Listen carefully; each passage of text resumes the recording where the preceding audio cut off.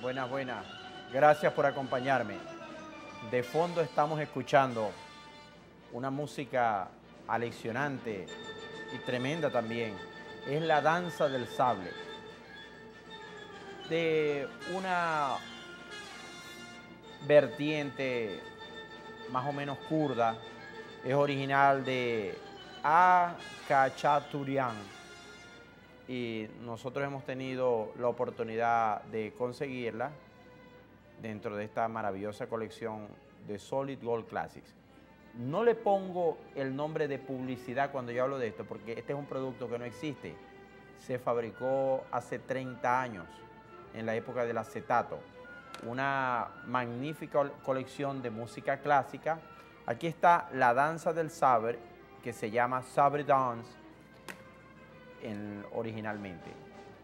Y me sirve de fondo, hasta aquí la música, para reflexionar sobre la orientación que ha venido tomando el juicio sobre Saddam Hussein, que a medida que van discurriendo las audiencias, más tiende a enfocarse hacia los crímenes de lesa humanidad, de genocidio, exterminio, que él como jefe de Estado iraquí ejecutó sobre el pueblo del Kurdistán, la región kurdistaní que está en el norte de Irak. Y he considerado oportuna la circunstancia para hablarles de esa nación sin país, nación con tierra pero sin independencia, ahora que están enjuiciando a Saddam Hussein, que fue realmente uno más de los verdugos que ha sufrido la nación sin país, la nación sin independencia, el Kurdistán, que realmente no existe como país independiente. Vamos a tratar de explicárselo en el mapa, dónde están ellos ubicados. El Kurdistán es una región geográfica perfectamente deslindable del conjunto de países que la engloban, porque está comprendido entre Irak, Irán, Turquía, Siria en menor medida, y allí habitan kurdos que tienen la misma lengua, la misma cultura, la misma tradición histórica, y que han querido ser independientes y de hecho lo han sido a lo largo de los siglos, porque existió una región, una nación Kurdistán independiente muchos siglos atrás. Ellos son un país de una tradición autónoma que se remonta a la antigüedad. En la Biblia ustedes han oído hablar de los medos y los persas. Los medos se llamaban así porque estaban en el medio de Asia. Pues bien, los kurdos, los historiadores kurdos, porque los kurdos tienen su cultura, su tradición histórica, sus escritores, su literatura, de hecho tienen su propia lengua, ellos reivindican la herencia meda, que los medos se extendían, si logran ver allí en el mapa la franja grisácea que dice región de los medos, era precisamente la que tenía la mayor influencia de esta nación, que hoy en día no está en el mapa como país independiente. Ahora vamos a ver la estatua de Saladino. Ese es el patriarca, la figura emblemática de los que en todos los países del mundo se sienten integrantes de esta raza. Saladino era kurdo, pero Saladino fue un brillante militar que llegó a ser jefe de la región militar incluso de Egipto. Saladino se enfrentó a los cristianos que estaban ocupando Jerusalén con el argumento de las cruzadas. Entonces, Saladino fue un personaje militar y religioso a la vez. Ahora sí podemos esquematizar para que ustedes sepan dónde están ubicados los kurdos. En el norte de Irán habrían unos 7 millones. Hacia el norte de Irak, que es el país de Saddam Hussein, donde Saddam Hussein gobernó veintitantos años, 3 millones. Al sur de Turquía, ven allí el mapa, 13 millones. En Azerbaiyán, que es una de las repúblicas que anteriormente formaron parte de la Unión Soviética, casi 1.800.000. En Armenia, también país comprendido en la Unión Soviética en antaño, 500.000. En Siria, 600.000. Hay 1 millón en Alemania, cifra que me sorprende de cuán expandida ha sido la emigración, la diáspora kurda por el mundo. Y en otros países, cerca de 5 millones. ¿Qué es un kurdo? No es lo que ustedes asuman por kurdo con C. Un kurdo es una nacionalidad, es una raza o una variedad de razas con un componente étnico común. Se puede diferenciar un kurdo por su marca genética, por su fenotipo, que es el conjunto de genotipos, por su tradición histórica. Y les voy a decir que me sorprende que los kurdos son, en el mundo, más que muchos países libres. Por ejemplo, los kurdos en conjunto son 35 millones de individuos regados por el mundo entero. Por ejemplo, son más que los venezolanos, los que están en Venezuela y los que están en el exilio. No sumamos 34 millones. Ahora bien, ¿por qué los kurdos no son independientes ni tienen una nación? Por varios accidentes históricos. El primero, hay que reconocerlo, las disensiones en su seno. Porque el hecho mismo de estar históricamente ubicados en una región que era un cruce de cultura, permitió la penetración simultánea y progresiva de los musulmanes, de los cristianos, incluso de los hindúes. Entonces, todos los kurdos no tienen la misma religión. Y dentro de las religiones que profesan, ellos no son muy rigurosamente atenidos a las normas. Por decirles algo, los musulmanes se quejan de que los kurdos no guardan los días, no miran a la Meca, no cumplen las oraciones. Sería una forma de musulmán, de islámicos like. Y eso es imperdonable en la visión fundamentalista que priva en muchas de las religiones. Cristianos sí son los kurdos en mucho menor proporción. Pero parte de la tragedia sobrevino por las particulares circunstancias en que ha discurrido la ocupación de los territorios kurdos, porque déjenme explicarle, hay una mayoría kurda en el norte de Irak y de Irán, y una minoría kurda en el sur de Siria. Ellos son la mayoría allí, pero no son independientes. Ahora, Irán, Irak, Siria y Turquía, en primer lugar, han confrontado diferentes gobiernos.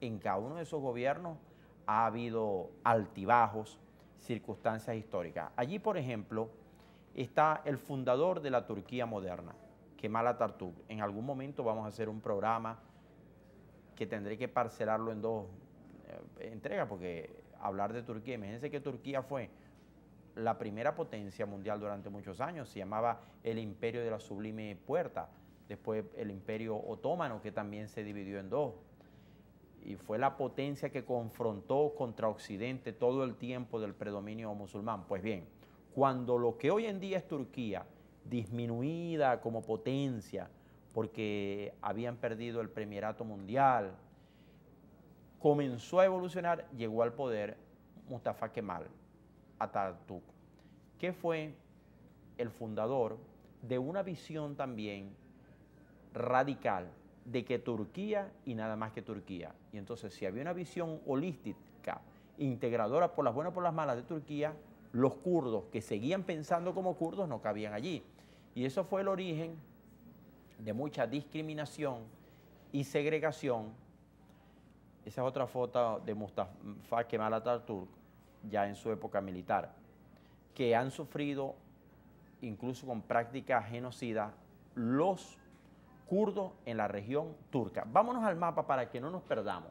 Estoy hablando de Turquía. Este es el inmenso país, fíjense, de gran proporción, que la mitad es europea y la otra mitad es asiática. O sea que este es un país que está enclavado entre dos continentes. Pues aquí hay una población importante kurda, y desde que Turquía comenzó a unificarse como país en la modernidad, ha tratado de segregar los intentos de emancipación kurdos. Otro tanto ha ocurrido en Irán. Veamos en el mapa rapidito Irán para que no nos perdamos. Irán es este gigantesco coloso, el mismo que está confrontando hoy en día con Estados Unidos y que en la noche larga de los tiempos era una potencia, se llamaban los persas antes. Pues los iraníes, en la época de los Shah era la dinastía reinante en el siglo XIX. En verdad, antes existían otros tipos de gobierno, el último de los cuales, muy conocidos por los contemporáneos, fue ese, el Shah Reza Pahlavi. El Shah Reza Pahlavi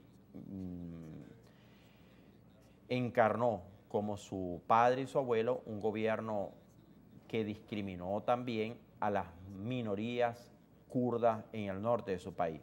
Otro tanto estaba ocurriendo en Irak. Vayamos aquí al mapa, no se confundan, Irán con N, Irak con K. Irán es el de los ayatolás hoy en día, Irak con K, con Q o con K, es donde gobernaba Saddam Hussein y que hoy en día está ocupado por Estados Unidos. Pues en Irak también los gobiernos y las dinastías, porque Irak tuvo monarquía hasta el año 1958. Ahí está el rey Faisal, que fue el último. Hubo un episodio que fue el Tratado de Lausanne, después de las tantas guerras europeas, que en 1921 decidió la partición del territorio kurdo en varios toletes. Ahora es importante que tengan clave la idea de por qué ocurrió el genocidio kurdo, por el que está enfrentando la justicia Saddam Hussein. Rapidito, en 1978 hubo una revolución islámica fundamentalista en Irán. Llegó al poder este hombre, el Ayatollah Khomeini, que derrotó al Shah de Irán. El Shah de Irán había gobernado desde hacía muchos años y el Ayatollah Khomeini presidió desde el principio un gobierno hostil a Estados Unidos que terminó produciendo el secuestro de la embajada en Teherán. Así llegó al poder, al lado en Irak, Saddam Hussein. El secuestro de la embajada en Teherán le llevó a los norteamericanos. Recuerden que Teherán, vamos al mapa, Teherán es aquí en Irán. Aquí llegaron al poder los ayatolás, secuestraron la embajada norteamericana. Entonces Estados Unidos, aquí al lado, financió, auspició el gobierno de Saddam Hussein, que ya para aquella época se veía que era genocida, que era intolerante, que era un gobierno criminal. La guerra Irán-Irak duró 10 años, toda la década de los años 80. Estados Unidos financió a Saddam Hussein porque creía que era la manera de acabar con los ayatolás. No pudieron acabar. Allí fue una guerra de dos derrotados y ningún triunfador. En el camino, Saddam Hussein vio la oportunidad de deshacerse del peligro kurdo. ¿Por qué? Porque los kurdos no encajaban en el proyecto sunita de dominación musulmana que él tenía. Y entonces ahí vinieron los bombardeos sobre las poblaciones civiles. Saddam Hussein utilizó incluso contra los niños armas químicas. Hoy en día lo están enjuiciando por algo así como 10.000 muertos confesos, estimados formalmente, más la cantidad de desaparecidos. Las imágenes que son contadas, por cierto, que tenemos sobre la masacre kurda son terribles. ¿Qué les cuento? Que en Siria, también un país de tradición tolerante, ha habido pogroms, persecuciones, pero el problema peor que tienen hoy en día los kurdos es que su héroe nacional, salvando las distancias, su Simón Bolívar, que se llama Abdullah Öcalan, ha sido condenado por la justicia turca a la pena capital. Bueno, porque imagínense ustedes, si Simón Bolívar hubiera perdido la guerra, también hubiera ido a parar a la Carraca, y no estuviéramos hablando en la historia de él como el libertador de las Américas, el precursor, sino como un traidor a la corona de España. Entonces, Abdullah Öcalan, que es el héroe nacional de ellos, confronta el problema en conjunto del pueblo kurdo. Moraleja, aún el hecho de poseer una independencia, un territorio, un país, una unidad nacional, es motivo de grandeza, de orgullo. Para nosotros que nacimos con esa noción, con esa garantía, con ese derecho que lo tenemos ancestralmente, no es motivo de mayor reflexión. Pero pregúntenle a un kurdo, noble y valiente pueblo que ha atravesado en la larga noche de los tiempos tantos problemas, especialmente a manos de este genocida, Saddam Hussein.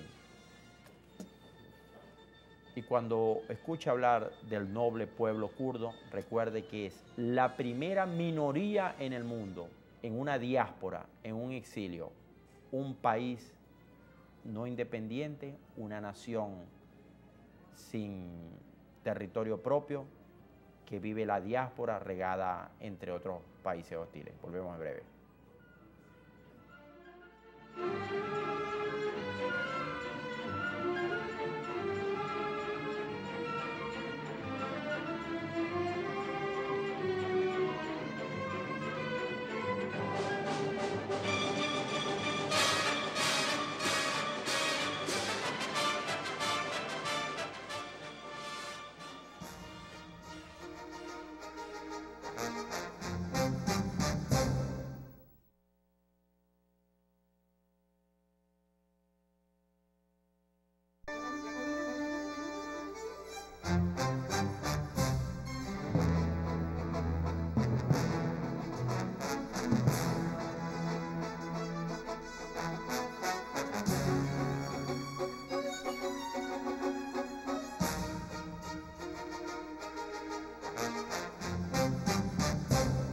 El que tenga oídos, que oiga. La más alta autoridad médica norteamericana ha alertado otra vez sobre los graves riesgos que sufre, que acechan al fumador secundario. ¿Quién es el fumador secundario? El que va a una fiesta, el que entra a una discoteca, el que el papá o la mamá o el marido o la esposa le fuman, o aún el que discurre por la calle en una plaza o está en un café y está absorbiendo la nicotina ya quemada. Porque la nicotina, cuando la aspira el fumador, es cancerígena. Y cuando la bota el fumador, es 2 veces cancerígena. De tal manera que, sépalo, aquí están los informes, produce enfermedades cardíacas en doble proporción que el fumador original, cáncer de pulmón, de mama, nasal, infecciones de oído y asma. Y esto no son elucubraciones que las autoridades médicas norteamericanas han aceptado a pensar. Están haciendo un rastreo, una evaluación estadística, caso por caso, y se dan cuenta que los casos de carcinoma pulmonar que les llegan allí de garganta son patéticos y resulta que nunca han fumado, pero tenían un desconsiderado compañero de trabajo, un indolente, un inconsciente, que ellos se acostaban a dormir y le fumaban en el cuartico. Dígame en las discotecas. Yo sí le doy gracias a Dios que me logré casar a tiempo y no tengo que estar enamorando a las muchachas llevándolas a discotecas. En mi época era terrible y ahora es 2 veces más. Porque uno entra ahora a estas modernas discotecas y son una nube de humo negro, y hay que calarse eso 4 o 6 horas. Pobres muchachos hoy en día por lo que tienen que pasar. Entonces, esto es una cuestión de conciencia. Este informe, que está en la prensa nacional, regional, local, mundial, hay que sacarle una copia y cárguelo en el bolsillo. Y cuando se monte en el carrito y el tipo le vaya fumando, muéstrele. Yo sé que ahorita van a apagar el programa y me enviarán mensajes. Y los fumadores, que son en la otra parte del drama, porque son personas adictas, que no logran enfrentar con la suficiente particularidad su problema. Es un problema médico que demanda de repente ayuda psicológica, apoyo familiar. Qué cosa que tengo que reconocer, que no solamente se están matando ellos, sino que están matando a los del entorno. Entonces hay que hacer un reclamo ciudadano y también un estímulo para que prosiga. Lamentablemente hay que cercar de peores maneras a los fumadores. En numerosos países ahora hay una legislación, unas reglamentaciones municipales que no les permiten fumar ni en plazas, ni en parques públicos, con multas onerosas. Y aquí vamos a estimularlo, que haya restaurantes y café y fuentes de soda. ¿Cuál es el empresario creativo, audaz, que se atreve a abrir una discoteca donde no se fume? O se fume en unas áreas y en otras no. Como en los hoteles, ya en los aviones del mundo entero no se puede fumar. ¿Por qué usted, hermano, le va a estar fumando al otro sin pedirle permiso? Le va a estar regalando al otro el cáncer de garganta, de pulmón que el otro no está buscando. Cuestión de pensarlo con conciencia y hasta con piedad. Volvemos en breve.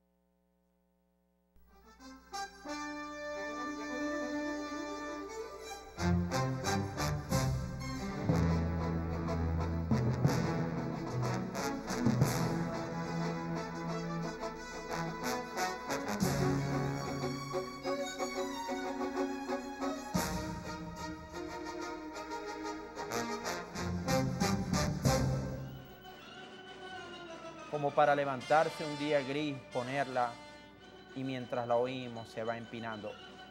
Ya yo les he contado que lo que le pasa a la gente, lo que nos pasa, porque esconder algo que es el primer mérito en la vida, sobrevivir a pesar de la bipolaridad, sobrevivir a pesar de la depresión y seguir adelante y no luchar y no rendirse.